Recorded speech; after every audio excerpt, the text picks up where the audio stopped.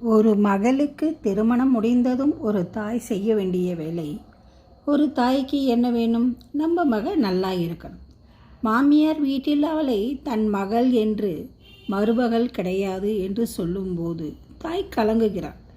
அந்த தாய்க்கு தன்னிடம் இருந்து மகளை பிரிச்சிடுவார்களோ என்ற பயம். இது சரியா என்று கேட்டால் இது தவறு. மகளிடம் தாய் அட்வைஸ் செய்து இப்படி செய் அப்படி செய் என்று சொல்கிறது. மேலும் புருஷனை கைக்குள் போட்டுக்கோ, இல்லையா தனி கொடுத்தனும் போயிடு என்று சொல்வது மிக தவறு. மகளிடம் அவள் குடும்பத்தில் இருக்கும் பழக்க வழக்கங்கள் வேறு மாதிரி தான் இருக்கும். அதை புரிந்து வாழும் பக்குவம் அவளுக்கு தானாகவே வந்துவிடும். அதற்குள் இவர்களும் பதட்டப்பட்டு அவளையும் பதட்டமடைய வச்சு மகளின் நிம்மதியை நாம் கெடுக்கக்கூடாது. ஒரு தாயின் கடமை முழு நம்பிக்கையோடு முழு மனதோடு மாப்பிள்ளையிடம் ஒப்படைக்கணும்.